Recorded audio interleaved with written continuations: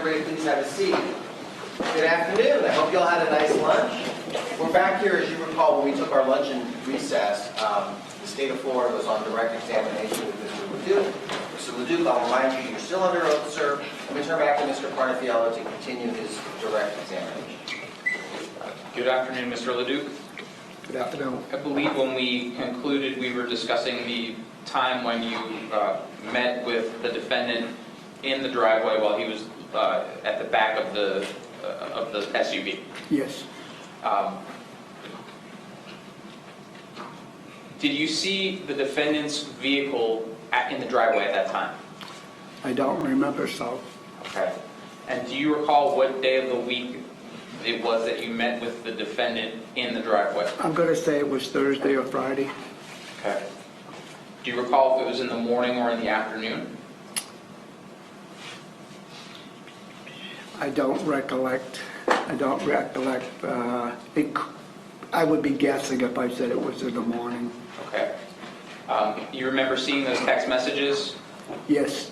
Do you remember the text message that you received from Skip's phone that says that Jimmy thought you were robbing the place? Yes. Was that text message on the same day after you met with the defendant? Like I said, I saw the defendant twice, right? Right, but my question is, was that text message on the same day that you had this conversation in the driveway by the SUV? Yes, yes. Do you remember about how long after you had this conversation with the defendant at the SUV it was till when you received that text message? I think it was the next day. Because, and the only reason I think that is because I think that Jimmy, supposition again, Jimmy told his dad that, guess what, Ernie saw me at the thing and thought this, ha ha ha ha. Oh, okay, so before I think you said that you thought it was the same day, and I think now you're saying you thought it was a different day. Do you just not know? Well, I think it's going to depend on what my phone says, what the date stamp on the phone says.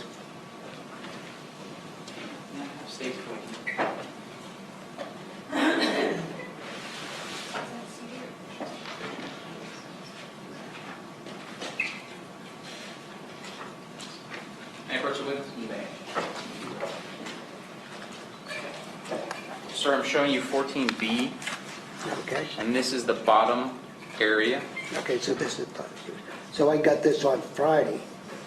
So, Just look at it to yourself without saying anything. Oh, okay, I'm See if sorry. it refreshes your memory as to Okay. the day that you were having a conversation with the defendant outside of his house. okay. Okay. Does that does that refresh your memory if that conversation was on Friday or on some other day? All that tells me is that sometime either Thursday or Friday, I saw Jimmy talk to him, and then I received that message from Jimbo on Friday. Okay. So then, after that conversation with the defendant in the driveway, when is the next time you have contact with the defendant? Again, it was the time that I saw him in front of the house trying to catch the cat to put him inside the house. Okay. Okay, now that was either before that episode or after that episode. I believe it was before that episode. Okay. So then, after that episode, when's the next time you see the defendant or anybody else from I'm going to Mr. say Scandirito's house? on Easter Sunday when he came over. Okay.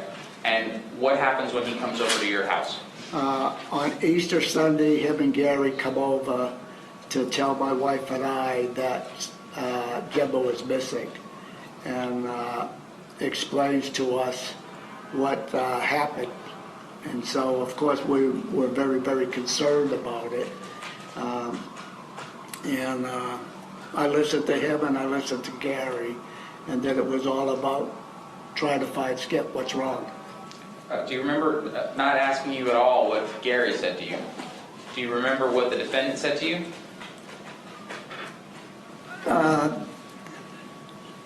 Young Jimmy, and I believe it was that day, started telling me, my wife and I, that his father had seen a woman at the golf course, and that, do you want me to go on with the story? That says, I just want to know, what did the defendant tell you? okay, he explained to me the father had saw a girl at the golf course and was infatuated with her, and that they were going to meet and go kayaking. So he believed that his father and the woman went kayaking, and he hasn't seen them since. Now, I don't know when young Jimmy was the last time he saw his dad. Did the story about the kayak make sense to you? No, it did not. Why not? A funny episode was that Skip and I, or Objection Jim, relevance here, Judge. okay. That's okay. I'm going to overrule the objection, but just briefly tell us why it Okay. makes sense to you. If it didn't, or if it did, tell us why it did. Overrule. So you can answer. Should I but- continue? Just briefly. Oh, okay. Briefly. I'm sorry. Just previously, maybe a week or two previously, Jebbo and I went out in the lake, the back of his house, with a blown-up kayak that he had received. I helped him put it together.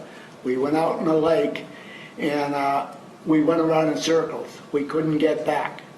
And there was no way that I knew of that he was going to go with some kayaking, because he didn't have the skills. And especially if he was Thank you. going. That's the explanation. Next question, please. And do you recall if the defendant told you that Mr. Scandirito went kayaking in intercoastal waterways? At first, he didn't know where he went. What was the defendant's demeanor like when he told you this story? He wasn't very concerned, in my estimation, from what I could see. Doesn't show much emotion. And then, just as a way of a yes or no answer, after you have the conversation, do you and your wife go looking for Mr. Scandirito and end up at Knowles Park? Yes, we did. I have one moment. I have no further questions. All right, thank you, Mr. Markfield. Ms. Ramsey, cross-examination. Mr. LeDuc, as I understand it, you had a key to Mr. Scandirito's house, right? Yes, I did. Okay, and that was because whenever Mr. Scandirito went on a trip to Michigan or Colorado, you would go over and take care of the cats. Yes, You mentioned when you were talking to the state on direct examination that you knew about the tournament that was taking place in Miami. yes, Okay, and you knew that he was going to go down there for the day, yes, okay, and that you were supposed to take care of the cats that day. yes, Okay, so you talked about 2 occasions that you saw Jimmy before Easter Sunday, yes, okay? And one occasion was with the cats, yes, okay, and the other occasion was with the vehicle, yes, okay? All right, so the occasion with the vehicle happens in the morning, my estimation it would be the morning. Could be the morning, could be the afternoon, but I'd say it was the morning. okay? And the incident with the cats happens the day before the incident with the vehicle? It's possible. All right. Well, you were supposed to take care of the cats on Thursday. Yes, that was the plan. All right. And you didn't see the SUV there that day. I can't swear to it that the SUV was coming and going constantly, On Thursday. all week. Okay. But on Thursday, sir, the day that he was supposed to go to Miami. I don't know. Okay. I can't swear one way or the other. All right. If there was video surveillance that Right. established that the Right. SUV was not at the house on Thursday, Right, then you would not have seen it on Thursday. right. Okay, and would that have been the day that you saw the Prius there and Jimmy with the cats? I don't understand the question. Are you saying that the Prius was there instead of the SUV? Correct. I don't know. Okay. I don't know that. On the day that you saw Jimmy with the cats, you said not only did you help corral the cat, Yes, right? But you actually, the cat was inside a bush, so you had to go in the house to get some treats, Yes, okay? And that was in the kitchen area? yes. All right, when you went into the kitchen area on that day, did you notice anything out of the ordinary? No, I did not. Okay, nothing broken? I wasn't looking for anything, to tell you the truth, right? But I was focused on just getting the treats, and I knew where they were. Right, but you didn't see anything? No, I didn't see anything. I Okay. didn't look for anything. You never saw Mr. Scandirito or his son Jimmy arguing? No, And with you, when it came to communication, it was the norm for Skip to text you? yes, Okay.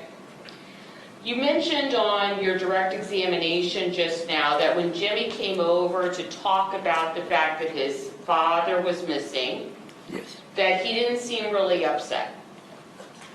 In my time of knowing Jimmy, he doesn't show emotion, even when his mother died, right? Unless he gets into, it starts off as a discussion and then it gets into an argument. Okay. And so it was the norm for Jimmy, when having a conversation with you, that he wouldn't express emotion, even about his own mother's death. Right, I could believe that. Okay. Did Mr. Scandirito Sr., did he in fact have a gas-powered pressure washer? You know, I was thinking about that. To my best of my recollection now, I believe he had an electric one. You think he had an electric one? Right. Is it the one that's in the garage? I believe it was blue, and I Okay. used to kid him about it, that there's not enough power in it to do anything. Okay. But the one that we see in the garage is the one that he has always had? If it's a blue one. Okay. And if that is in fact a gas-powered pressure washer, that's the one that he's always had? No, I believe it was electric. Okay. If the one that we see in the photographs in the garage is gas-powered, that is the one that he actually I possessed? can't say that. What? I can't say that, You can't say that? no. Okay, Because do you remember another power washer? he would come over and borrow mine, right, because it was gas and it was more powerful.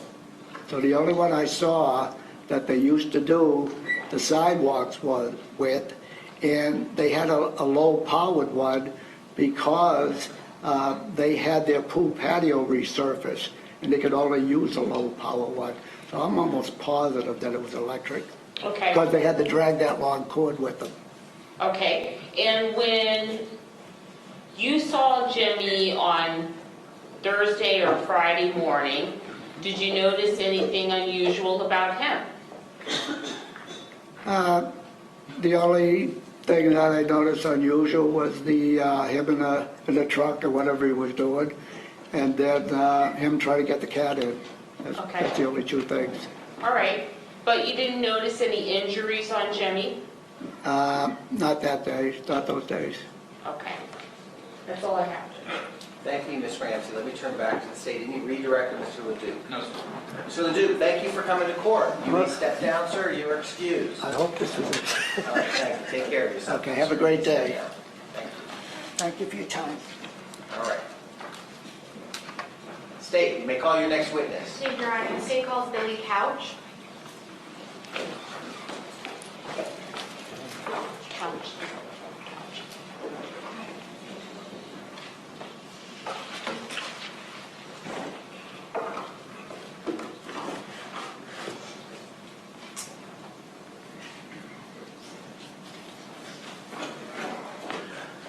All right, come forward, sir. You'll be sworn in by our deputy clerk. Watch that wire. Do you swear or affirm that the evidence you're about to give will be the truth, the whole truth, and nothing but the truth? All right. Sure. Let me just give you 1 second.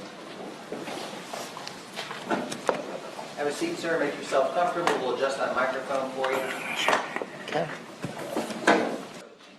If you could, in a loud, clear voice, please, in a loud, clear voice, introduce yourself to the folks on our jury and spell your last name for our court reporter. My name is William Couch, C-O-U-C-H. Thank you, sir. Let me turn now to Ms. Walters. You may proceed when you're ready. Thank you, Your Honor. Good afternoon, Mr. Couch. I only Where are you currently employed? at Palm Beach County Golf Course called South Winds Golf Course. And how long have you been employed there for? I'm in my 23rd year. What do you do for the Southwinds Golf Course? Basically everything from cutting grass to managing the whole operation, hiring, firing, training, and whatnot, and getting ready to retire. Okay. When are you retiring? End of April. Congratulations. Thank you. Do you sometimes have occasion to check people in when they come in to play around with golf? I have in the past on certain days when it's very busy, especially in season. Season runs usually November through April, and this year, because I am retiring, I'm there 4 days a week checking people in. Okay. And when you check people in, what's the protocol that somebody has to go through to check in for a round of golf with you? Well, there's many ways of doing it. A lot of the people purchase a frequent player card. This card allows them to have discounted rates, and we have to ask them for that card because they get the discount. If they bring a guest, they have a guest card that gets stamped, and their guest gets the same rate that they get. Okay. And do they have to pay a membership fee to be able to get that type of a discounted membership rate? Yes, that card's $95 a year. Okay. I want to turn your attention to March 28th of 2018 in the morning. Were you working that morning? I was. And what were you doing that morning? I was checking people in. And did you have an occasion to check in Mr. James Scandirito II? Yes. Do you see that individual in court? Yes. Could you please point to that individual and identify them by an article of clothing? He's sitting over there. I believe it's a light blue, a gray tie. Please let the record reflect the witness has identified the As defendant. Mr. Couch has pointed out, Mr. Scandirito. Yes. Thank you, Your Honor. You checked in Mr. Scandirito that morning. That's correct. And when you did he have to pay the normal rate? No, his father had a frequent player card.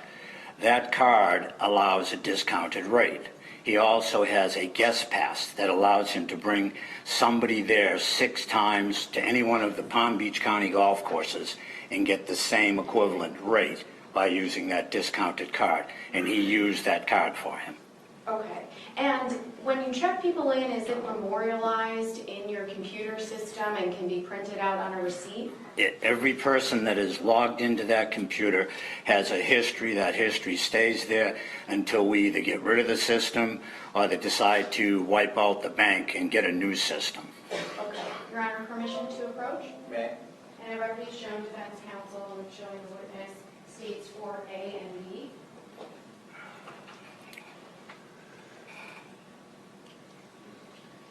Let me turn to the defense. Is there any objection to 4A and 4B? No. All right, I'm going to admit 4A and 4B. You don't need to lay a predicate. It's in evidence. Next question. Thank you, Your Honor. Who is the receipt for in states 4B that has now been admitted into evidence?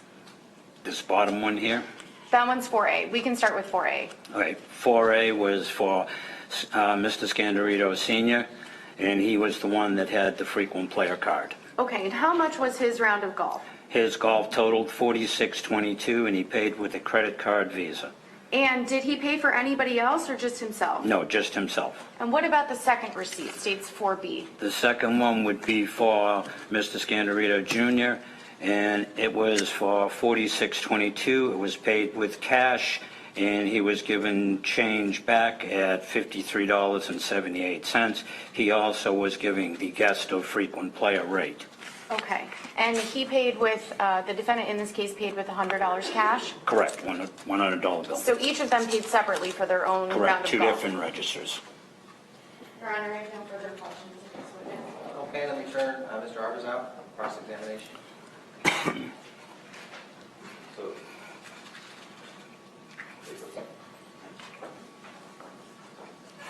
So, Mr. Couch, Yes, sir.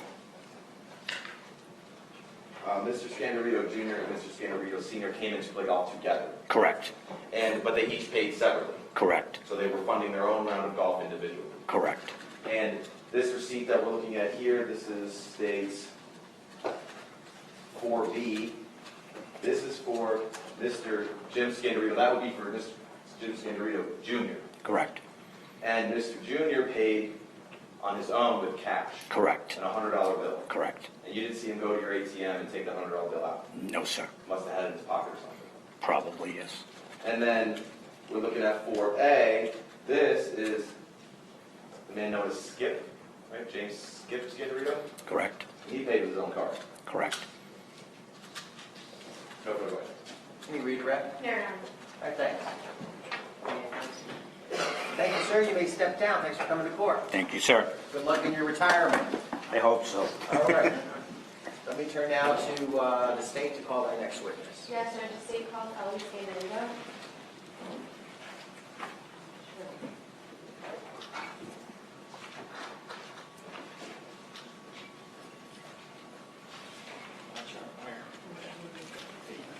Ma'am, come forward. You'll be sworn in by Ms. Briggs.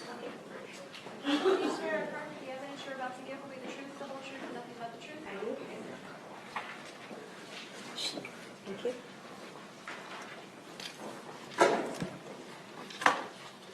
Good morning. Good afternoon. How are you? Good afternoon, fine, thank you. If you could please, you can adjust that so you're speaking right into it, and introduce yourself to the folks on our jury and spell your last name for our court. Sure, hi, my name is Ellen Scandirito, spelled Scandirito. And your first name is? Ellen, Ellen. Thank you, ma'am. And now, Ms. Walter, you may proceed. Thank you, Your Honor. Good afternoon, Ms. Scandirito. Hello, How old are you? 35, And where do you currently live? in Michigan, What part of Michigan? in Rochester Hills. What do you currently do for a living? I'm a teacher, How long have you been doing that for? about 9 years. Okay. Who is James Scandirito, the older James Scandirito to you and family member? He was my uncle, Okay, and so what would that make James Scandirito the second? he's my cousin. And you see him in court? Yes, I do. Can you point to him and identify him in an article of clothing? Yep, he's sitting right there in a blue tie and a gray suit. Okay. Back in April of 2018, did you have an occasion to come down to Florida last year? Yes, Okay. Why did you come down to Florida? my uncle passed away, so my family decided to come down and meet with the police and kind of find out what was going on. Were you notified before you came down that he had been reported missing? Yes, I was. Did you make it down here before he had been found? No, I did not. And when you came down to Florida, was he already deceased? Yes, Okay. Where did you stay when you came down to Florida? in a hotel. Okay, and who did you stay there with? That was my mother. And how is your mother related to, how was James Scandirito Sr. your uncle? So my father was his brother.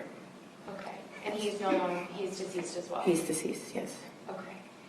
And when you came down and you stayed in the hotel with your mother, did you have an occasion to go into your uncle's home at certain points in time?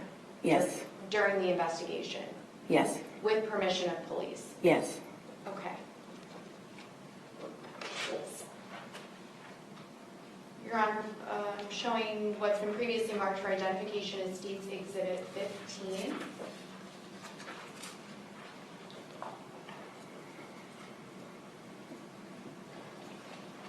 Permission to approach? Mayor?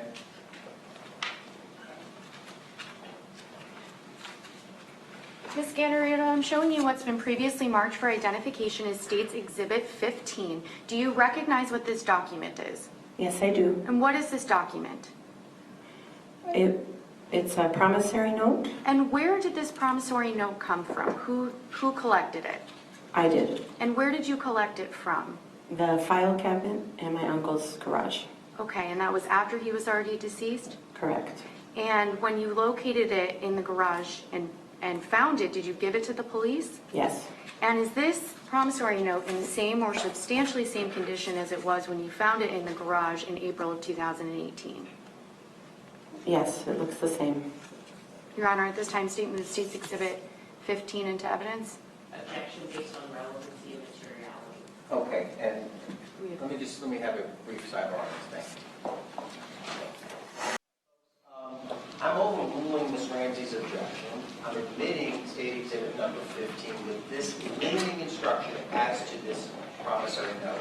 This promissory note is not admitted into evidence to show that the defendant, James Scandirito II, owed the deceased, that is James Scandirito, Skip Scandirito, any money on that note at the time of the victim's demise, okay? All right, it's sometime in the past, and that is admitted, and I'm giving you a cautionary instruction. You may proceed, Ms. Walters. Thank you, Your Honor. Permission to publish? You may.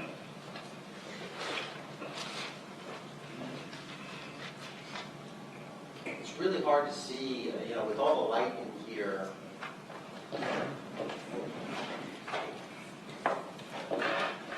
And I mean, that's not just true for this, it's true for anything that we're putting on the Elmo now. I did have the, what we can do, Neil, is just turn the lights down whenever we put something on the Elmo. We've already closed a couple of the blinds. One of the beautiful things about this courtroom is how beautiful the courtroom is, but one of the downsides is so much light comes in, as you can tell, that it sometimes washes out things that are on a screen. And so what I'll do is just have Deputy Pascal just turn down our lights so you can see the screen, and we'll turn them back up. You can leave the blinds open there, Deputy Ross. It's okay. I think there's a switch over there, whatever is more convenient for you. You need to have you come all the way back here to do it, otherwise I can do it. Okay, go ahead. I'm sorry. Yes, ma'am. That's okay, thank you, Your Honor. Ms. Scandirito, this is the promissory note that you collected from your uncle's garage. That's correct. And where was it located in the garage? You mentioned a cabinet. Where was that filing cabinet? There's a filing cabinet in the center of the garage. And was it contained in a drawer in the filing cabinet? Yes, And were there other papers, without telling us what they were, but were there other papers and materials inside of the drawer? yes. Okay.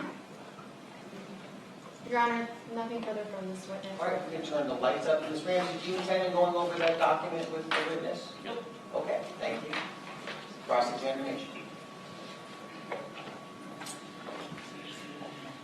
Ms. Scandirito, when is the last time that you saw Skip Scandirito?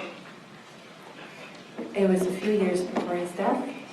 I can't remember the date exactly.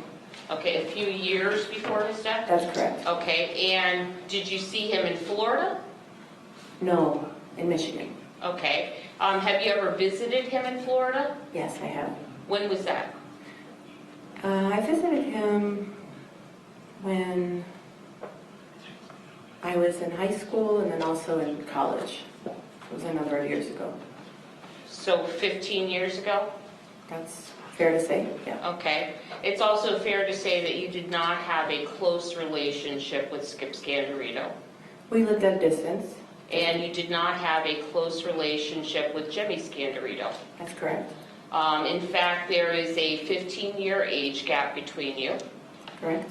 Okay, and so you remember seeing Jimmy Scandirito a few times when you were a child, when they lived in Michigan. On holidays and more routinely when I was a child, yes. Okay, but in the last 30 years have had very little contact with Jimmy Scandirito. I wouldn't say that, no.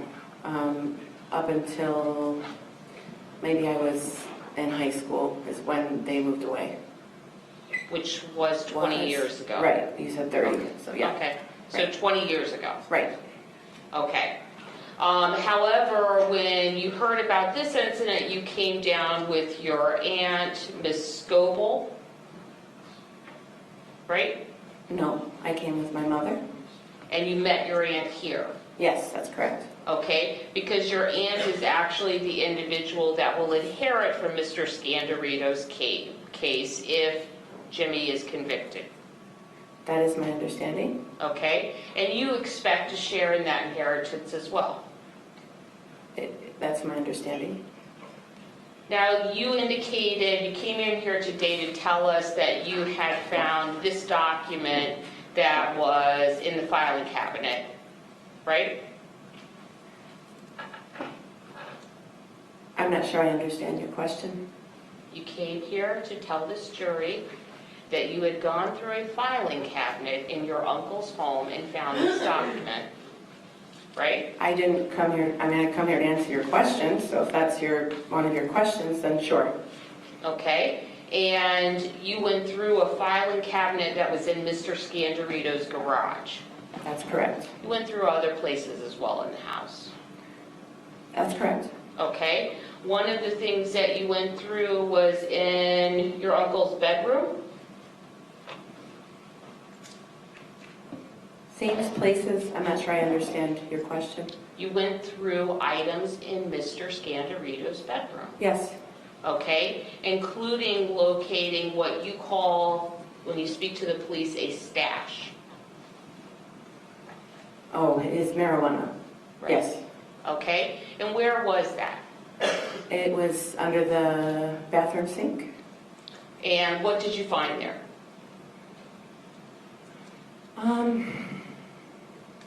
I believe it was a pipe. I can't remember exactly. And what else? I just remember a pipe. Well, why would you call a pipe a stash? I don't know, it's a slang term. To call a pipe a stash? I don't recall what else was in the container. Okay, well, would it help you to look at your prior testimony to the police? Sure. Okay. And I'm going to show you the original statement from April 20th Okay. on page 27. Just read that to yourself, ma'am. Sure.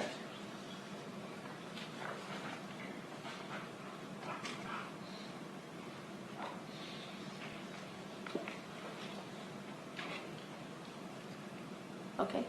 Okay, and so when you talked to the police right after you had been through the house, you told them that you knew that he and Jimmy both smoked pot.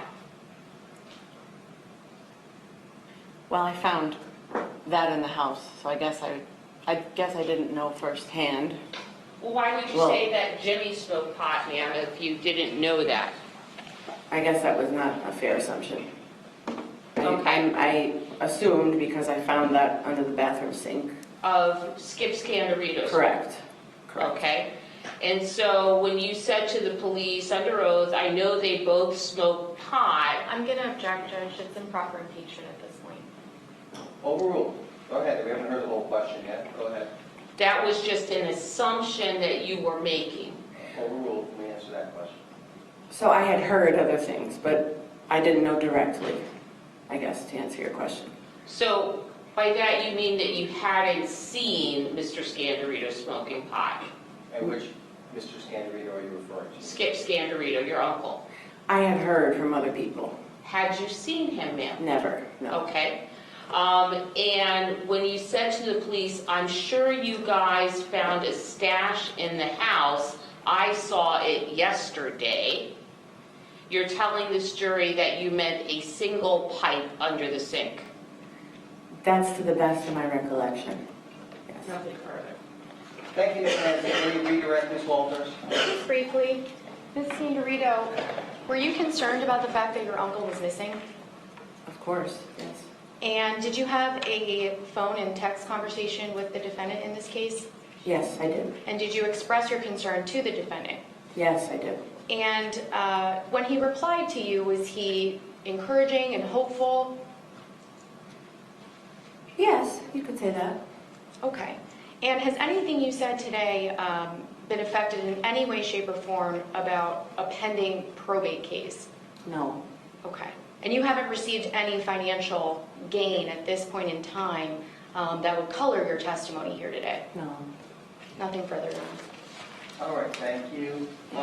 Ms. Nancy, did you want to ask about the text messages? Because that really didn't come up on direct examination. Did you want to ask anything about that? I was going to give you a recross on that limited area that was new. No? Okay. And nothing. Ms. Scandirito, you may step down. You may,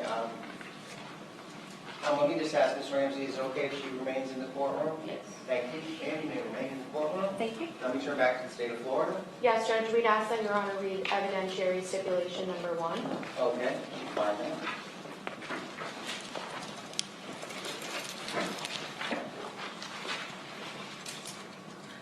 Okay, folks, this is a stipulation again. Remember, a stipulation is an agreement between the state of Florida and Mr. Scandirito, the defendant, as to facts that have been established in the case. That's what a stipulation is. This is the stipulation.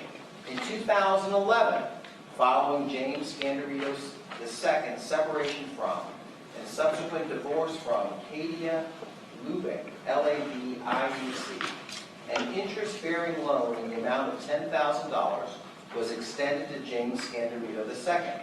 The loan was provided by James Scandirito Sr. and Terry Scandirito, the defendant's biological parents. A signature on a January 10, 2011 promissory note is the defendant's signature. Proceeds of this loan will pay directly to creditors who held debt from the marriage of James Scandirito II and Kadia Lubick. That's the stipulation. Let's turn back to Mr. Parfiel. You may call your next witness. Judge, at this time, the state calls Detective Timothy Curtis.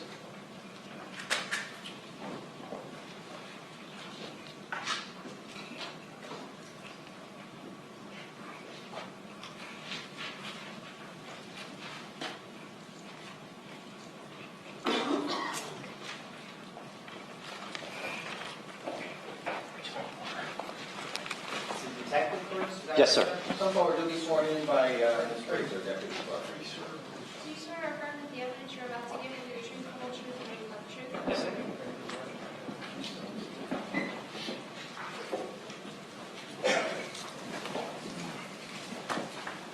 Good afternoon.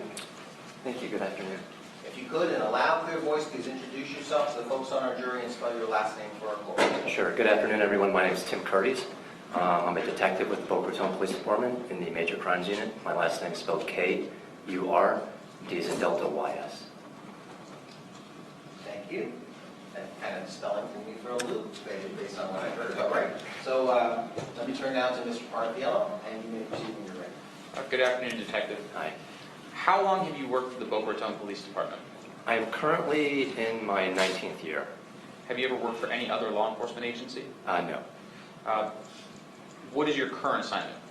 I work in the Detective Bureau in the Persons Unit of the Major Crimes Unit with the Police Department. How long have you been a detective in that unit? I was transferred into the Detective Bureau in 2006. And you've been a detective since 2006? Correct. Before you were a detective, what other duties and responsibilities with the Boca Raton Police Department have you had? Yeah, sure. I was in road patrol as a uniformed officer, and then became a field training officer to train the new recruits that get hired by the city, and then was transferred into the DB in 2006. Now, you said that you started as a road patrol officer. Correct. Can you tell the members of the jury what a road patrol officer is? To make it easy for you guys to understand, that would be the uniformed officers that handle calls for service, basically, the ones you would see driving around in marked cars. And then, you said FTO, is that a field training officer? That's correct, yes. When you were a field training officer, are you still a road patrol officer as well? Yes. And then you said you went to the Detective Bureau. Correct. Tell the members of the jury what you do as a member of the Detective Bureau. Well, I mean, a detective's still a police officer, but we actually have a lot more time to do, in-depth investigations.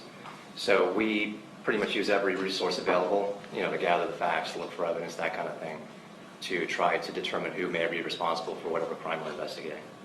And does the detective work with other members of the police department when doing an investigation? Yes, absolutely. As the detective, do you also work with other detectives during an investigation? Yes. Is there a lead detective and assisting detective? Generally so there is, depending on the case. Can you explain what the difference is to the members of the jury? Well, a lead detective would be more like a manager, like maybe a quarterback on the team, kind of keeps organized everything, maybe be the liaison for the state attorney's office. And then depending on the nature of the investigation and how involved it's going to be, we'll pull resources from within our unit, which would be other detectives, and they'd be basically assisting detectives and whatnot. How does the detective work with the crime scene investigators? Depending again on the nature of the crime, crime scene is a tool that we use to help with our investigations. So we use them to process crime scenes, I guess is the easiest way to explain it. So would you, if you were the lead detective, would you direct a crime scene person to process a scene or process an item of evidence? Correct.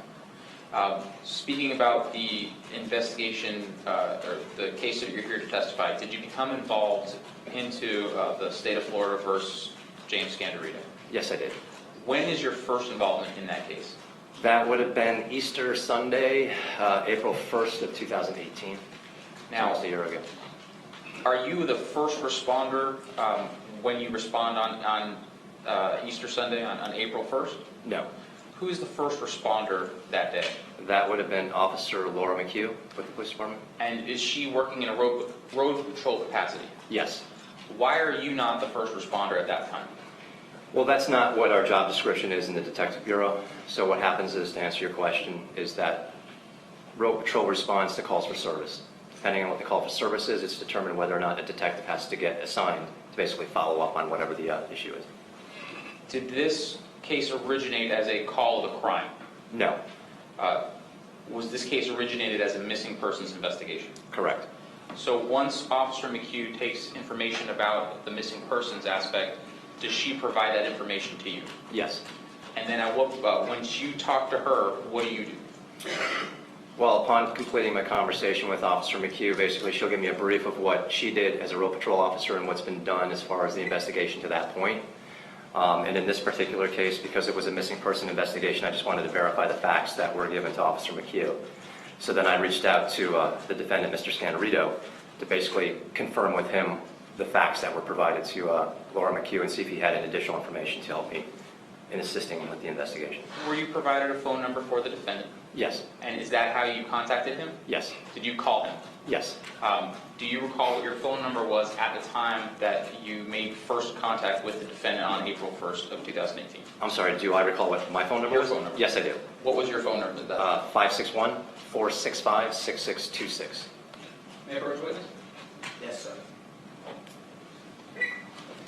Detective, I'm showing you as marked for identification purposes as State's Exhibit, Composite Exhibit number 128A through C. Have you had an opportunity to review the information contained on State's Composite Exhibit 128A through C? Yes, I have. And does State's Composite Exhibit 128A through C fairly and accurately depict some of the phone calls that you had with the defendant on April 1st of 2018? Yes, it does. And are you able to recognize the defendant's voice on the phone calls? Yes. And can you recognize your own voice on the phone calls? Absolutely. Judge, at this time, I move State's Composite 128A through C to evidence. 128A through C, position of... No objection, Judge. All right, what's the number again, Mr. Parkdale? 128A through C. 128A through C will be admitted without objection to the next state exhibits. And Detective, your first contact with the defendant, does that occur in the morning? Yes. Do you know approximately what time it is that you placed the phone call to the defendant? Not the exact time. Was it before noon? I would believe so, yeah.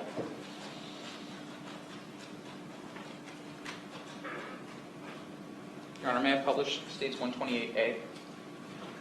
And folks, that publication is going to take place by playing it for you.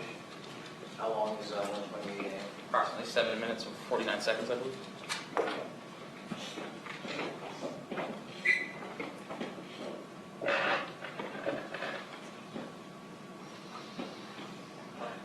Detective with Wilkerson Police Department. Yes. Am I speaking with James by chance? Yes, you are. Your Honor, I apologize, it's 9 minutes.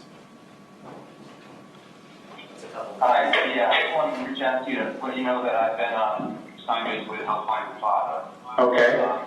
And instead of wasting time driving to the house in Boca where you're presently at, I understand that's Northwest 72nd Street. I just wanted to start doing some stuff perhaps that we have technology with, where we can perhaps try to attempt to find via cell phone even though it's off, or it's not actually taken at this time. I wanted to confirm the number though. I have the number of 561-350-1357. Is that your father's phone? It is. Do you know which, offhand, do you know which cell phone provider service he uses by chance? I think it's Sprint. Okay, I'll verify that. Just kind of walk me through, I know you met with Officer McHugh, and I spoke to her briefly a couple minutes ago. But while I'm driving to the police department, I figured I'd give you a call to kind of get a better idea of what exactly, happened. I understand you had a communication via text on Friday, and that apparently was perhaps the last time that anybody's seen or had any contact. Yeah, the last time he was at the house was Friday 2 to 3 o'clock. Okay, so he was at the house here in Boca? Yes. And you were with him at that time? Yes. Okay. And he had told you, I guess, that he was going kayaking, is that correct? Yes, he told, first he texted Gary, the guy, his friend, and told him that he was going kayaking, because Gary was in Fort Myers and was coming over yesterday. And my dad asked him when he's arriving. Gary responded or whatever, and then he told Gary that he was going kayaking, and he'll see him Saturday afternoon. That's what he said. And then when I saw him, he just said he was going kayaking. He said he was going kayaking. I didn't. And then we were scheduled to golf this morning. So and we're all from Michigan, so the Michigan basketball game was on at 6. So we all pretty much assumed that he would be back, by the game at 6 at the latest. But he would not miss the game and golf. Okay. And I understand the issue was that some information, I don't know if it was provided via you or some other people that he knew, that he may have made contact with a female friend to go kayaking with? Yeah, so he met this woman at the Southwinds Golf Course Wednesday, and apparently spent Thursday with her and Friday, and they were going to go golfing. Going to go kayaking on Saturday.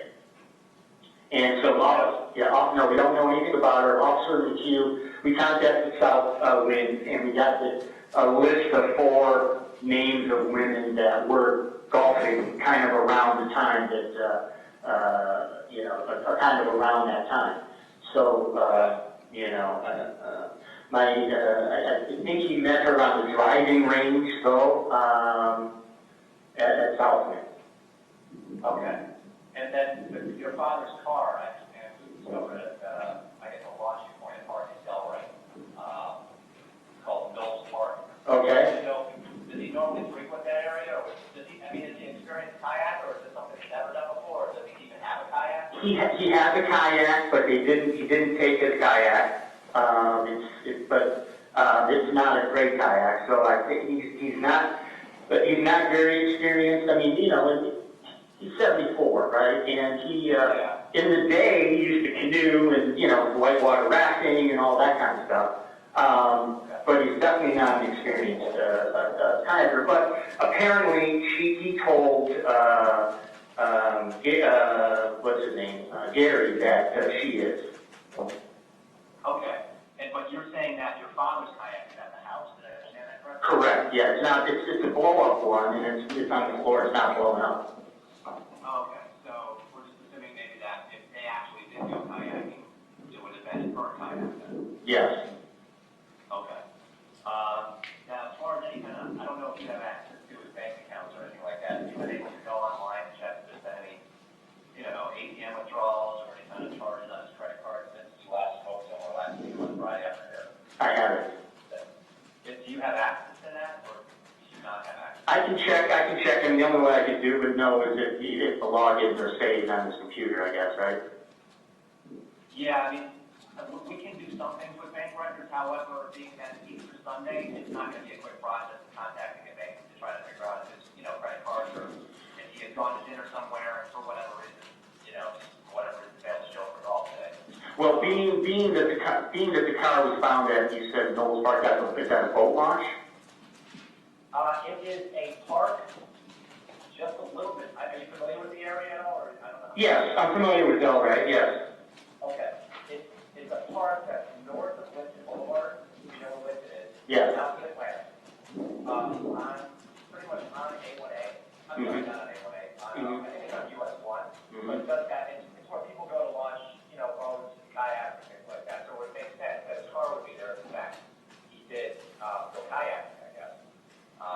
You don't think he did go kayaking? Well, I don't know. I mean, maybe they went kayaking, they came back, and the female friend visited, they went to dinner. I mean, who knows what might have happened? You know? Yeah. We're just getting information for you right now. So you have a million different things. Okay. Does he have any medical conditions? Yeah. You know, he takes medications. He had outright bypass years and years ago.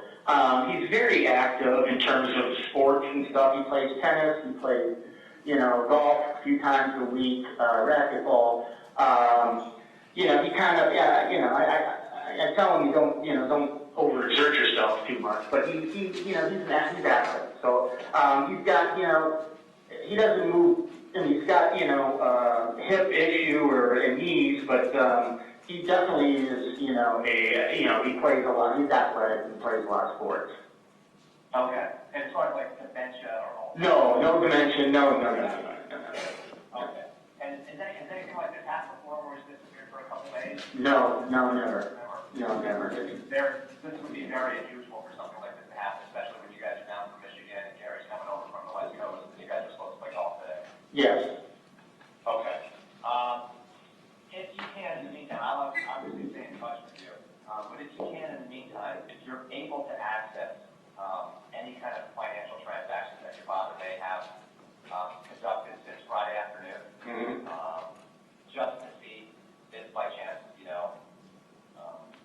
there have been transactions conducted, we'd like to know that. If you're able to get into that through, I guess, it's a computer system. I'm not sure how you can do that if you don't have access to his account. Yeah. I will.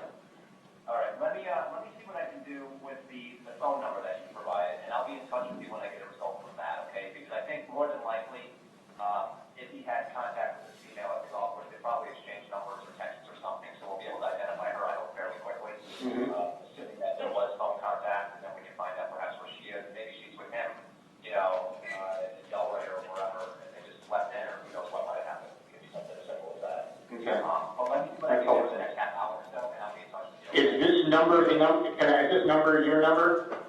This is my personal cell phone, so feel free to call me with anything, and I'll reach out to you as soon as I get some more information. And then what about the car? The car, I have an officer with the car right now, until we really have an idea of what we're doing and what's actually going on. I'd rather just leave it there. Okay. And she's sitting with the car, and she's running tags. It's a fairly large part, but I'm wondering if perhaps this female friend of your father's drove separately to the car's met him there, and her car's sitting there as well. Okay. So they're running a bunch of tags and doing some investigation up there. But I think our best thing right now is to get started on that cell phone as quickly as possible. So that's my goal, and I'll be in touch with you as soon as I get information. Okay. And Tim, you said your name's Tim, right? Yeah, Tim Curtis. You can call me Tim. Okay. Thanks, Tim. Thank you, sir. Okay. Great. Okay, Bye-bye. So Detective Kurdys, when you asked the defendant to check his father's bank accounts during that phone call? Yes, And he indicates to you that he'll do that if the logins are saved. correct. Do you then have a follow-up phone call from him about a half hour later as to the results of him checking his father's bank accounts? Yes, I did. Your Honor, permission to publish 128B? Okay, yes.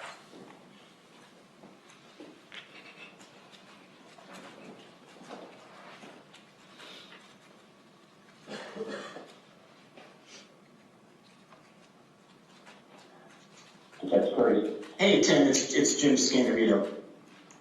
Hey, we checked his credit cards. The last he used it was Friday afternoon. Prior to you seeing him? So, I don't know. Okay, so what the point is that he's had no credit card use since Friday afternoon? That's correct. Okay. Okay, perfect. Let me, I'm working on the phone right now with, it's actually AT&T, so I'm working with them. Let me get the results from them, and I'll give you a call back and get an update. Okay, sounds good. Thank you, sir. Thanks for checking on that. Of course. Bye-bye. Okay, bye-bye. So the defendant indicates to you that the last activity is on Friday afternoon Yes, from Mr. Scandirito. correct. What day, just to orient the jury, would Friday afternoon have been?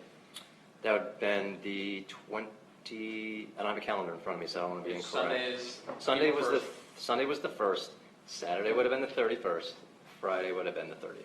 Okay, so he's indicating that his father used his credit card on the 30th. Correct, yes.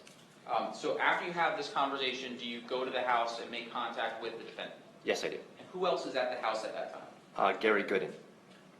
What do you do at that time? Well, I'm invited inside. We sit down at a small, I guess you could call it like a breakfast nook table, and I just kind of go over where we're at with the investigation and just kind of gather as many facts as I can at that point. Do you take a formal tape statement from Mr. Gooden and the defendant at that time? No, I do not. Why not? At that point, I was just really focused on trying to locate Skip via cell phone records, so I didn't want to waste time in taking a full formal statement. I just wanted to kind of verify where we were at that point in the investigation, see if there was perhaps something that we were missing, and then kind of move forward with trying to locate Skip or the deceased. Can you explain to the jury what you mean by trying to locate him with the cell phone? Sure. Well, I created what's called an exigency request. I guess you could say like an emergency request through AT&T to be able to obtain cell phone records for the missing person. Basically, I fill out a form and send it to AT&T, and they provide those records really quickly. Is that based off the phone number that the defendant provided for you? It was the phone number that the defendant provided for me for his father. Okay. Correct. Which was with AT&T. So I responded to AT&T's their request for that exigency form, filled that out. They then, in turn, very quickly provided the cell phone records that I requested for Mr. Scandirito's father, which included not only like cell site tower data, but all the incoming, outgoing calls, things like that. So it was a lot of data that we were able to collect in a reasonable amount of time.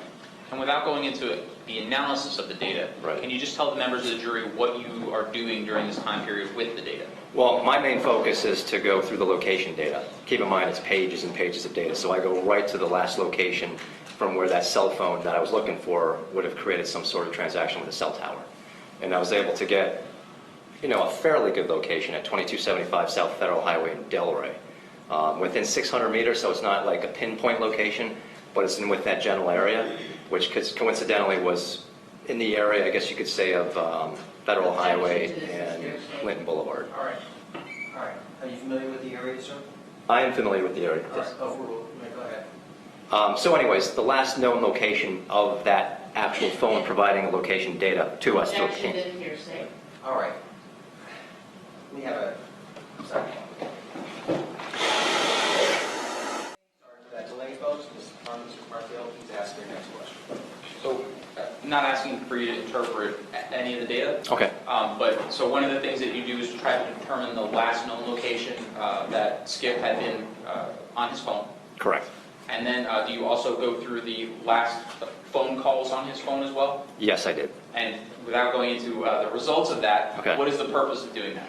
To contact people that Skip may have had prior contact with prior to him disappearing. Do you also go to the golf course and try to speak to any female individuals that could have made contact with Mr. Scandirito? Well, I did not physically go to the golf course. However, I received information as far as potential people that Skip may have had contact with on the golf course that Wednesday. And then along with the last couple contacts on his phone numbers, do you also follow those individuals? Correct.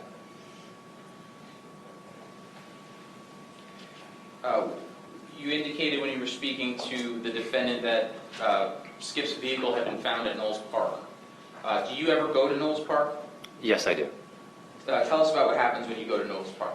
Well, I had never been there before. I wasn't sure exactly where it was, so I thought it'd be helpful to familiarize myself with it, just to kind of get the layout. So I went just to kind of see what it was all about. Verified that there is a small boat ramp where you could potentially launch a kayak from. There's a parking lot as you pull off a federal highway, and then there's like a grassy area and a playground. So I just wanted to familiarize myself with the park.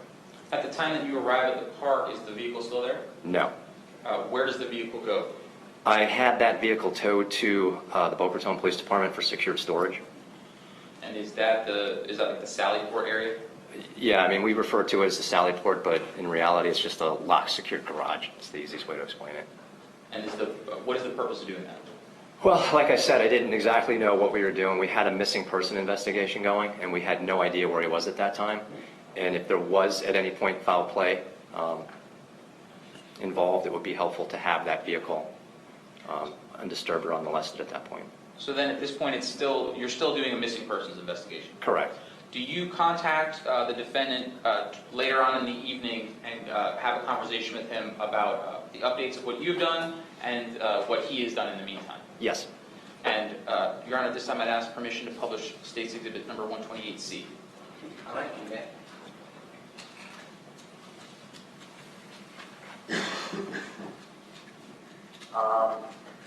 The number that we were a little bit confused about was South Carolina. Randy Painter? Yeah, when it started out, I did some more research into it. It's actually an internet scam number. It's been known to be used to try to lure older men into paying like back taxes instead of being arrested. It's one of these types of things. Yeah. So for whatever reason, it was probably just randomly targeted on that. Okay. So that's kind of a dead end there. No other than report than we have the Palm Beach County Eagle, the chopper go up and down the intercoastal waterway. Look at all the mangroves because our boats can only go up and down the intercoastal. You know, to the point where some things they're so thick it might be hard to see stuff that might have got tangled up into the actual mangroves, and we haven't got a report of anything found. Okay. So it's kind of on hold right now until tomorrow, unfortunately. Unless something happens tonight, I'll reach back out to you to kind of fill you in if we've been able to turn anything else down. Okay, and obviously, there's not really much work going to be doing on overnight, right? I mean, all the boats. Yeah. No. Okay. Unfortunately not. Yeah. And then on your end, what do you have left to do, really? Well, I don't know. We'll have a meeting tomorrow to determine if in fact they want to put something out to the press, to the media, which obviously after I got off the phone with you, I just sent a text to the people that are kind of in charge of that, just indicating that you prefer not to have that go out anytime soon. And obviously having a notice that it has to go out. What happens is there's like a report that goes out every morning. It's really a brief report. Because Florida has pretty broad public records. Well, just don't get me wrong. I want somebody saw something, that kind of thing. But just so you know, I don't know if I told you this the last time, but they contacted my aunt, my dad's deceased brother's ex-wife, or and then she contacted her. Apparently, the Coast Guard did. Okay. And then she contacted my dad's sister, and my dad's sister, and my dad's sister called a friend of ours in Michigan, and so anyway, it was just kind of a little uncomfortable, but that's okay. I don't mind, but I'd rather the energy be spent on the people that would maybe know something, And so I think it was a Facebook. I still think it was a Facebook thing. So. But that's okay. So continue on with what you were saying about the text goes out. You said that the text goes out to the PR department. Yeah, we'll have a meeting about all that tomorrow and just determine, where to go from there. And Vogue is staying in charge of it, Yeah, the way it works is that because he was last, I guess by you, we'll say it, roughly 2 to 3 o'clock on Friday. And then in fact, he's an actual Boca Raton city resident. Yeah, it makes every sense in the world that he did, in fact. There'd be no reason to think that he didn't go kayaking only because of the fact that he had that conversation with you. There'd be really no reason for him to lie to you about that, at least from what I can tell.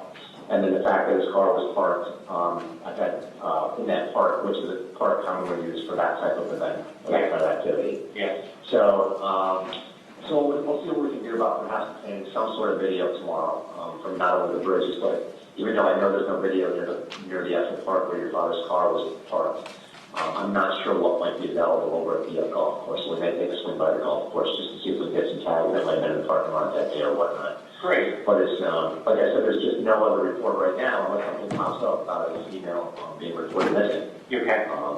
That would be, somewhat relevant to what we're doing with you. For sure. Okay. But I just wanted to give you an update. Thank you, Tim. I appreciate your efforts.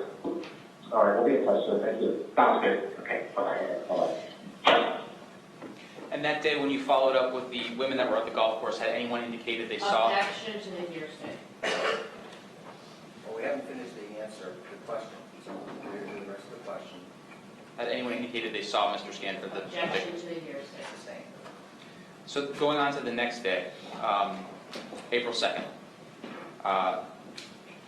do you get a morning phone call from the defendant, or do you have a morning phone call from the defendant about what the defendant is going to be doing to assist the police in locating his father? Yes. May I approach the witness? Okay.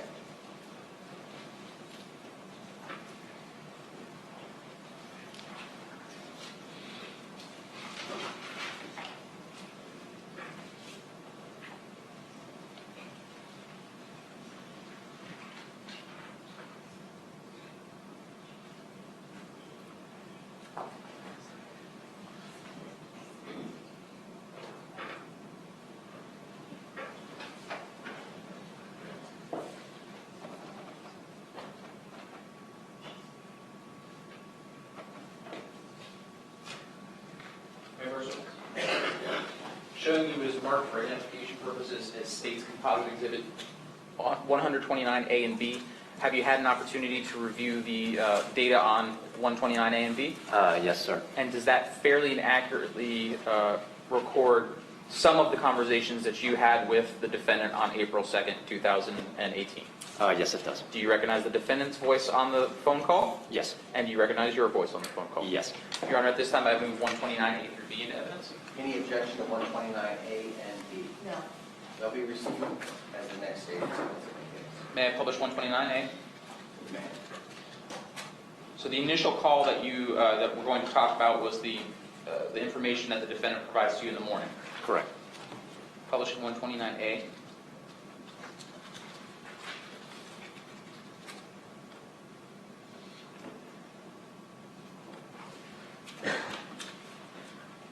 Okay. For the update, I did call AT&T back and just get some updated cell phone records just from basically when the first ones were cut off until the present time. I haven't had a chance to review them, but I don't think we're really going to see anything in that, knowing that his phone wasn't collecting signals, when they were sending me the records yesterday. Yes.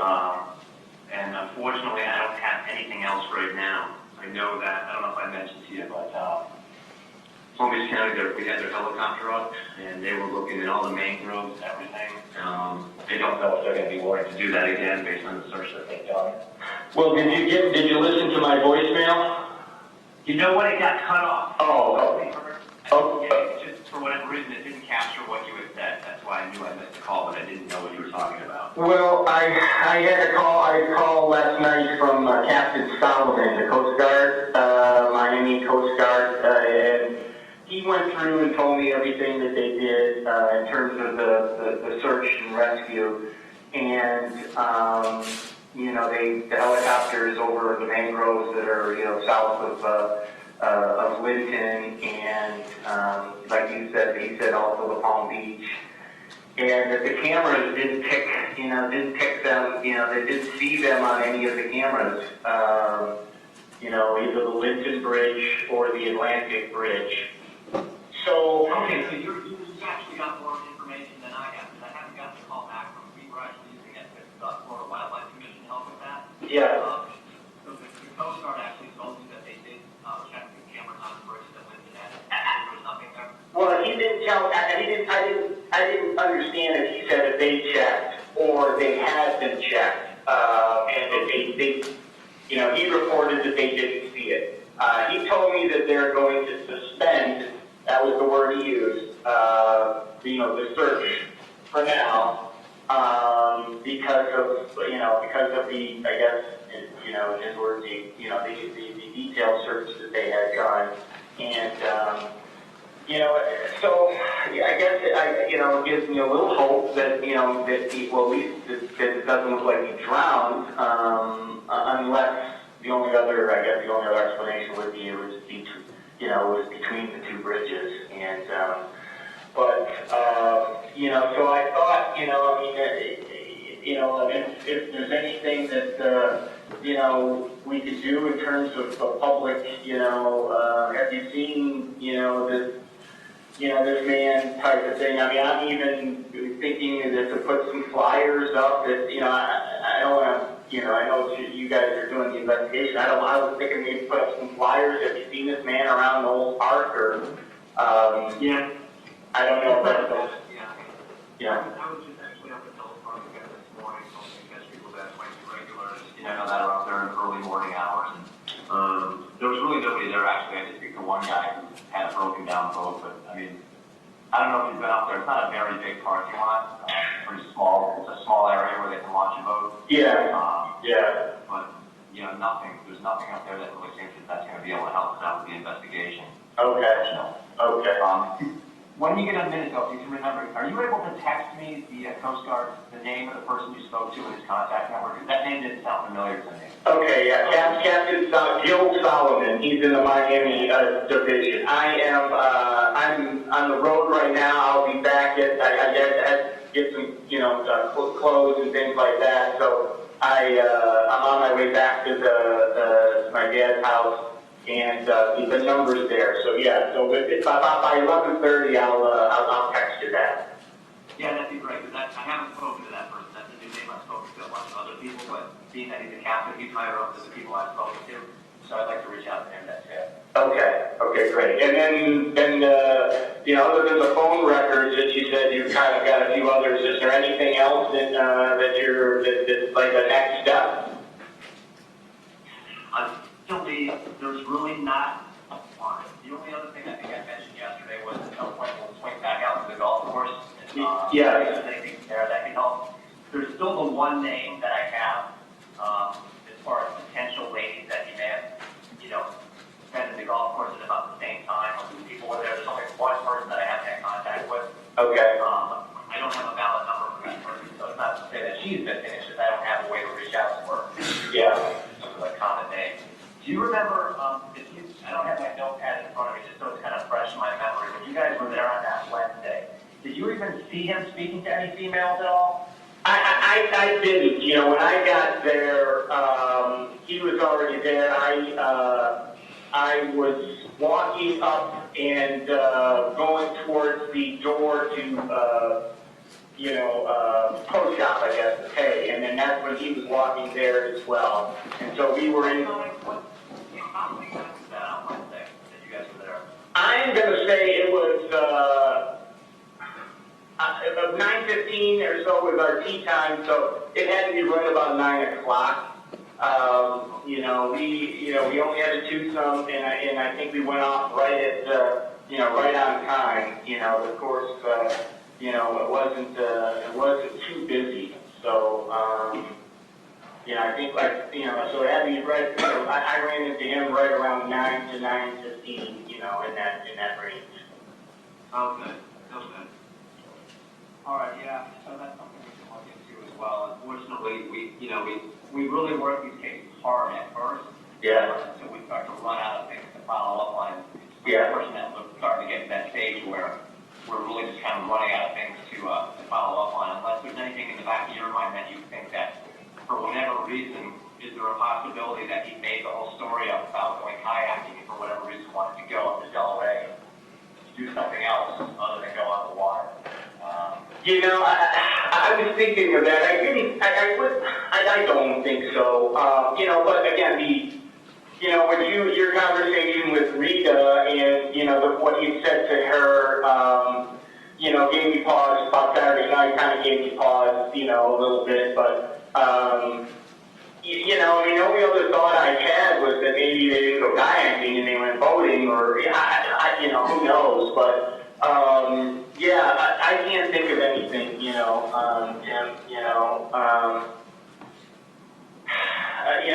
don't know, man, it's difficult to kind of wrap my head around it. Yeah. All right, so, when you get a minute, then, you can send me the captain's phone number, contact with the Coast Guard. I will. I'll be in touch, and I'll be in touch with you when we get more information. I'll give you an update. Okay, great. Thank you so much again. All right, sure. Okay, sure, Jim. Bye-bye. Detective Kurdys, after that phone call, do you go to the Boca Raton Police Department Sally Port? Yes. And what's the purpose of going there?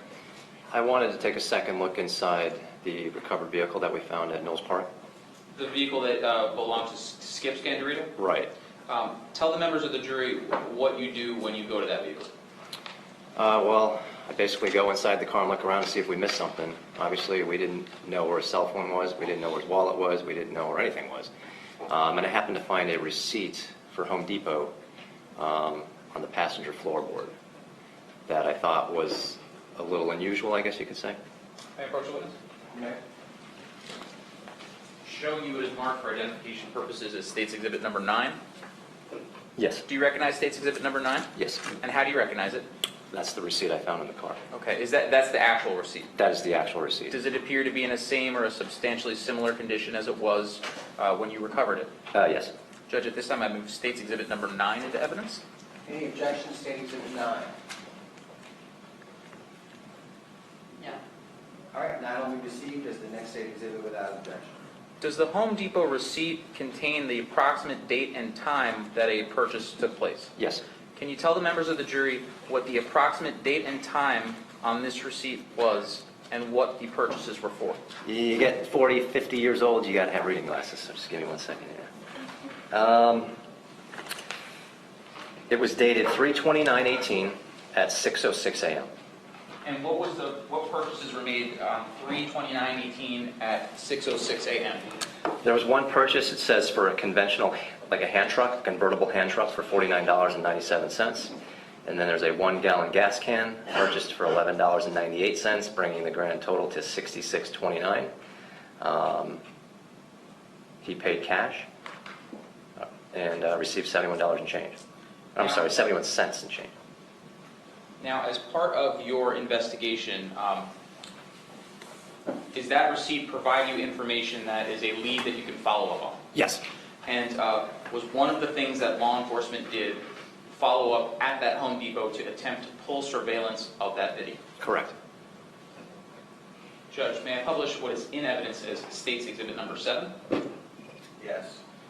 Detective, have you had an opportunity to observe the video of the Home Depot that is in evidence as State's Exhibit number 7? Yes, I have. And does that fairly and accurately document the video that was provided to you by Home Depot of that transaction? Yes.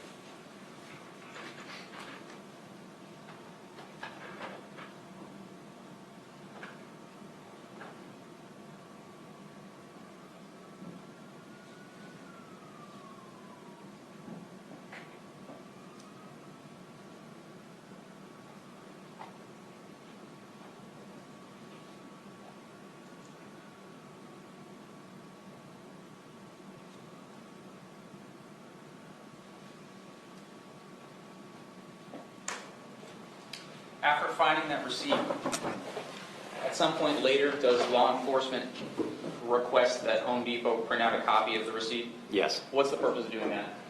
to have a second copy certified by the store.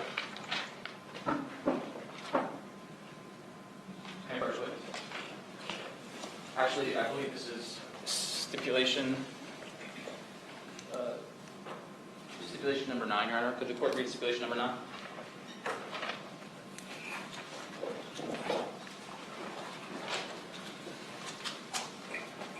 State Exhibit number 8, folks, is a receipt from Home Depot located at 1400 Waterford Place, Delray Beach, Florida.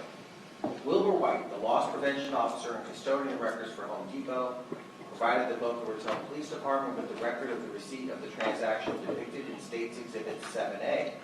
The receipt depicts 2 purchases of a dolly and a gas can, paid for with cash for a total purchase amount of $66.29. And with that, I'll receive State Exhibit 8 without objection as the next State Exhibit.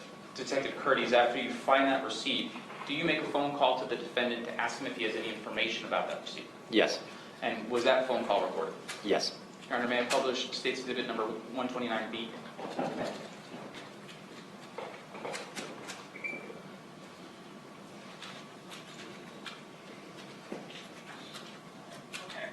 To Mark Kahn, who's our public information officer. We got some information from him.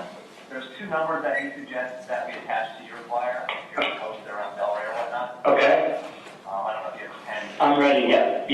Okay, so the first, however you want to phrase it, the first one would be just, it would be a dispatch number for the Boca Raton Police Department.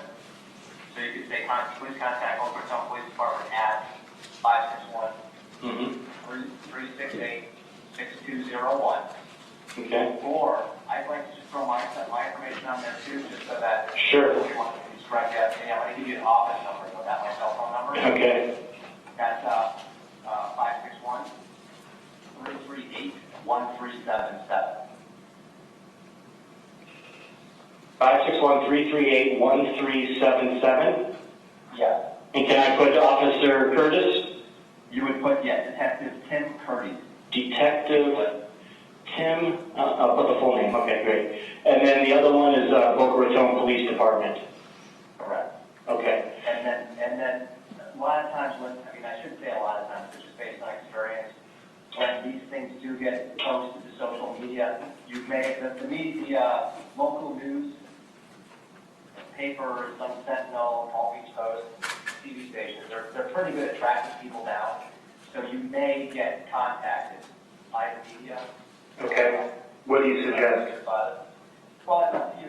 This isn't like really a criminal investigation. We're looking for your father, so I think the more publicity you get, to be honest with you, Great. the more it's out there, that maybe more exposure would be to have somebody that might have been hanging around the boat ramp where the dad was or wasn't trying to get in the water in a kayak or whatnot. Yes. So, whatever you're comfortable with. Some people don't like talking to the media. I just like to inform people that when things get released through the police department, it's not uncommon for the media to try to contact people that are involved in whatever we're investigating. Okay. I wouldn't be surprised, let's put it that way, if they reached out to you. And then what about my dad's truck? Well, I'd like to hold that for now. We still have it here at the police department. Okay.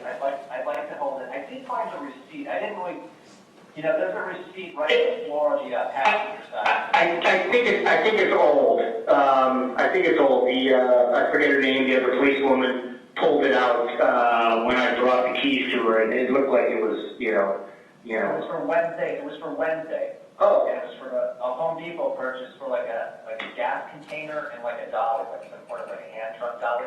Oh, okay. Yeah. Yeah. I don't know if that's relevant to anything or not. No. He's got a power washer. Then we were going to transport that power washer to my place to power wash my balcony. Okay. And then as far as, I had a chance to go through more of those phone records, and unfortunately, there's really nothing in there of significance, I guess you could say, there. Okay. All right, I'll add these to flyer, and I'll resend it to you. Right. Thank you, sir. I'll be in touch with you. Probably, unless I get something tonight, I'll let you know, obviously, if I hear something. If not, I'll reach out to you tomorrow. Okay, thank you so much. Thank you. Yep, bye-bye. Now, on that reporting, you indicated to the defendant that the receipt was from Wednesday. Correct. Wednesday would have been the 28th. Correct. Did you misspeak on that reporting? Yes. Did you correctly give the defendant all of the items that were on the receipt that you provided? Yes. Are these all of the phone calls that you've had back and forth with the defendant? I'm sure there's more. Okay. Does the defendant tell you that he is trying to create some type of flyer for his father's disappearance? Yes. And during some of the calls that we haven't heard, are you trying to tell him what information to put into the flyers? Correct. Moving forward to April 3rd, do you have a conversation with the defendant in the morning about placing the flyers, or him placing the flyers to try to find his missing father? Yes. May I approach the witness? May.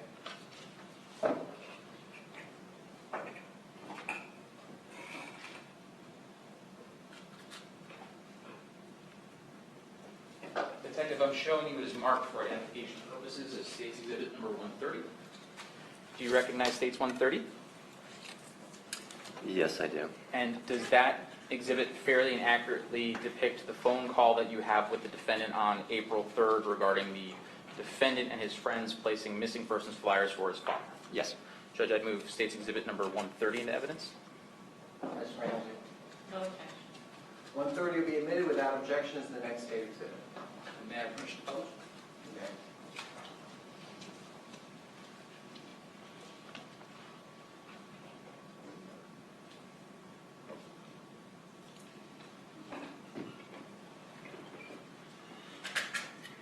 Good. I spoke to Detective Leonard, and I left him a message as well. A couple of things that kind of came to mind. One is my dad's got a home phone.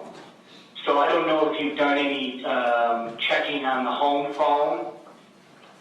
No. Okay. I left a message with the number on Detective Leonard's voicemail, but I'll give you the number if that's okay.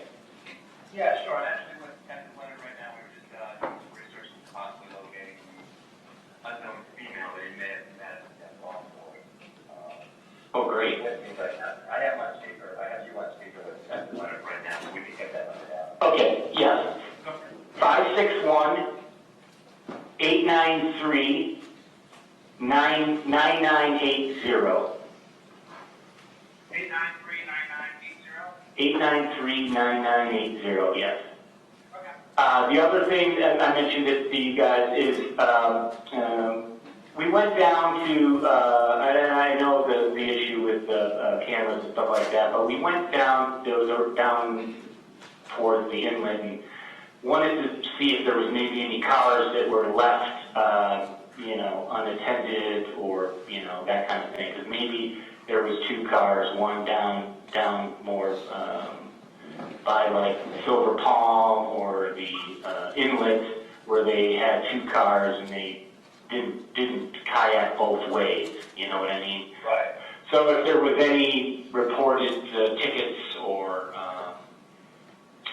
tows, if the car got towed or something like that. It's a long shot, but we thought about it and mentioned it. Detective Leonard actually brought that up this morning. Has he parked, like, for example, northbound and where he's going to kayak to and left the second car instead of having it against the current? Has he done that before, or? Well, it's north. Which way does the current go?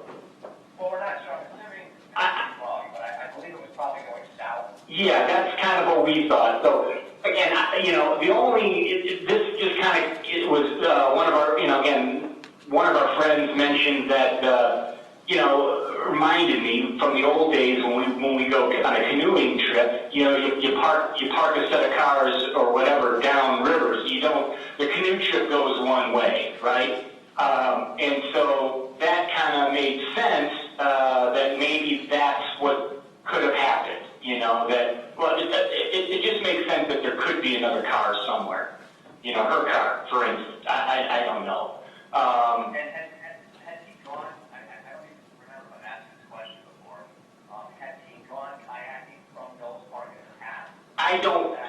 I don't think so. Like I said, he's got a little, it's a blow-up kind of kayak that's, you know, we're just, you know, assuming that she, you know, was a kayaker or, you know, had more experience, you know. I don't know, you know.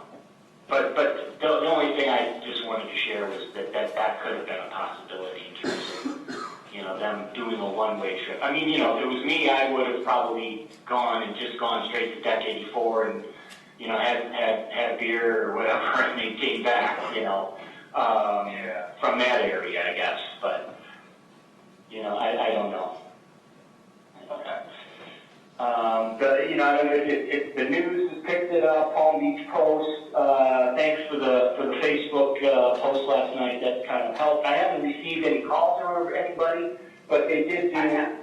Yeah, but they did do a you know, a nice piece on the news that we saw. We've you know, we posted, you know, we're, you know, friends and stuff like that are now posting things like on Delray Raw and on, you know, these different, you know, community websites as well. So. Okay. And in terms of you mentioned you got something on the lady. What? No. I'm not sure if I got this information when I met with you at your home that day, but there was 4 names that was provided to us, and I had been able to track down 3 of them and contacted all 3 of them, and they hadn't really no information relevant to your father. I'm not sure if I provided that information to you. You did. You mentioned that there was one that you couldn't find a phone number for or something, I think. Yeah. So I was able to, you know, do a little deeper digging, I guess, and I found somebody, because you had mentioned that your father had told you, or maybe it was Gary, had told me that she was 62 years old, or what the conversation was. Gary, I think, yeah, Gary, I think my dad told Gary that, yeah. Okay. So I found the name that I had, I couldn't find really any records on, but I found perhaps a maiden name with a female that resides not far from the golf course in Boca, with a very similar name. Okay. It may or may not be a coincidence. Yeah. We're actually just leaving our community right now. We went to their community. There's nobody home. There's 3 cars registered to that address. There's only 1 car in the driveway, which is actually the son that lived there. That nobody's answering the door. And it's a gated community, so we met with the security guard, and there's no really activity coming in since the 30th to that address with the other 2 kids. So they may be in the garage, they may be out of town, and this may be completely something not related. Yeah. We're still going to verify whether or not this is perhaps a father has a golf. Okay. The last name I have, as far as specified by that golf. Okay. Well, and then check the home number. You know, that could have there could be something. You know, obviously, you know, cross-reference it with the numbers that you've already contacted. You know, maybe don't contact the same numbers again. But if there's any other there should be some other, you know, new numbers. I would think that might be on the home number. You know, he uses both. You know, he. When he told me, he does use the home number for making calls. So, Okay. I don't know why I didn't think of that earlier. You know. Well, the main reason we were focused on the cell phone is because we're able to track, you know, through our resources sometimes, you know, locating people's cell phone if they have a cell phone on their person. A home phone is good for like maybe other types of records as far as who we get in contact with. Yeah. But we had better results, obviously, you know, with the person dealing with the cell phone. Okay. Yeah. Okay. That's something we can look into. Okay. And then the flyers, we're getting ready to go out.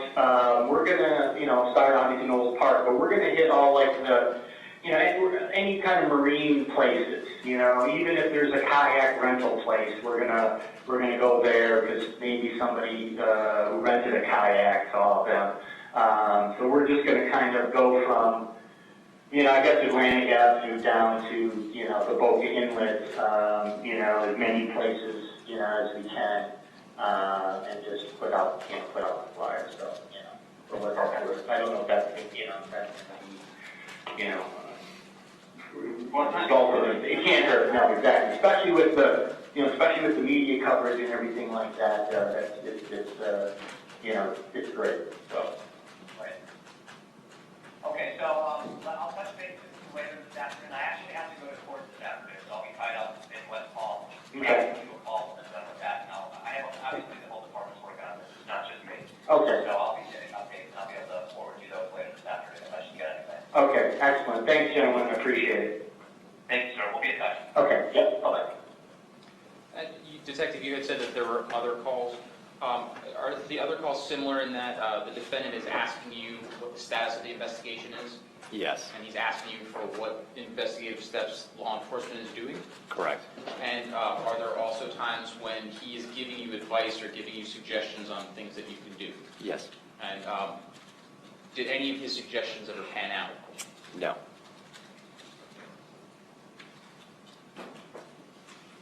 Later on April 3rd, does there come to be a time, and I'm not asking why, but does there come to be a time where the investigation begins to shift from a missing persons investigation to a criminal investigation?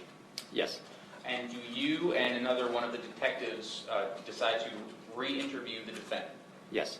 Can you tell the members of the jury what the plan between you and the other detective was to interview the defendant? Sure. Well, we had, as the prosecutor said, got some information that kind of made us shifted the investigation into something other than a missing person investigation. But we hadn't really locked or gotten a really good recorded statement or a real thorough statement in reference to the facts surrounding why Skip Scandirito had gone missing. So I decided that probably the best course of action would have been to get my partner involved, to go back to meet with the defendant and Gary Gooden and re-interview them under the guise that I was going out of town to visit my family in California. Instead of me relaying the information to Detective Hanley and mixing it up, it would be best to have Detective Hanley, who was my partner, come to the residence with me so that he could get the information directly from the defendant and from Gary Gooden. And when you say the plan is then to have a recorded statement, Correct. at the time that those phone calls were placed, were you aware that they were being recorded? No. Are you present when the defendant is interviewed by Detective Hanley? Yes. Who's doing the interview? Detective Hanley. Okay. And does Detective Hanley have further contact with the defendant throughout the course of that evening? Yes. Now, later on, are you the lead detective on this case? Yes. Do you do additional work once the case goes from a missing persons investigation to a criminal investigation? Yes. And do you gather other evidence at that point? Correct. Your Honor, this time I will tender the witness subject to recall. Okay. Folks, what I'm going to do before we have Ms. Ramsey's cross-examination of the detective is take our afternoon stretch break. We've been sitting here for almost an hour and 45 minutes. You can feel free to go downstairs, get a cup of coffee, Diet Coke, smoke a cigarette, whatever you'd like to do. We're going to get back together in 20 minutes. That is around 20 till 4. At that time, we'll turn to Ms. Ramsey for cross-examination. So make sure you don't talk about the case. Leave your pads on the chair. See you in 20 minutes.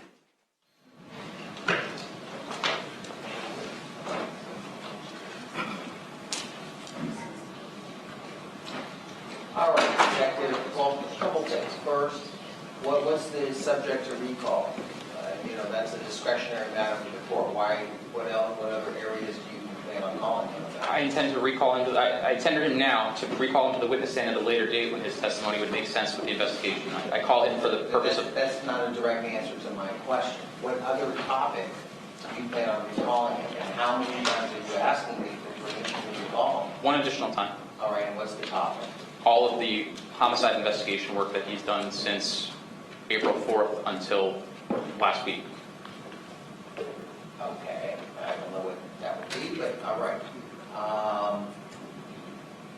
All right, Detective, you're on the stand. You can't talk about your testimony with anybody. When we get back here in about 20 minutes, I'm going to turn to Ms. Ramsey for cross. And do you know how long your cross is going to be, Ms. Ramsey, approximately? I mean, Just this is an odd thing, Judge, because it's such a limited direct examination.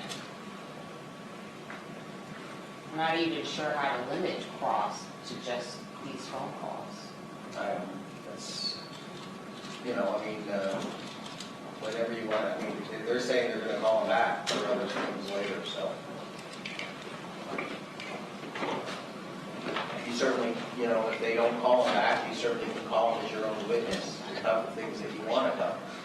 I'll keep under your subpoena. But, okay, that was not an answer to any questions. What do you think, about a half hour or so? Or? I would think it would be longer than that, Judge, based just on this testimony. It would not be. It would not be. Okay. Okay, and who else do you have lined up outside? Detective Hanley. But Detective Hanley is going to be a lengthier witness because we have to go through the videos with Detective Hanley and also the defendant's formal statement to law enforcement. All right. And the videos are the videos that have been introduced? Correct. Through stipulation and the identifications by Mr. Good. Detective Hanley's task was to review the surveillance video and to create a video timeline of the defendant's movement. Okay. All right. We'll see you in 20 minutes.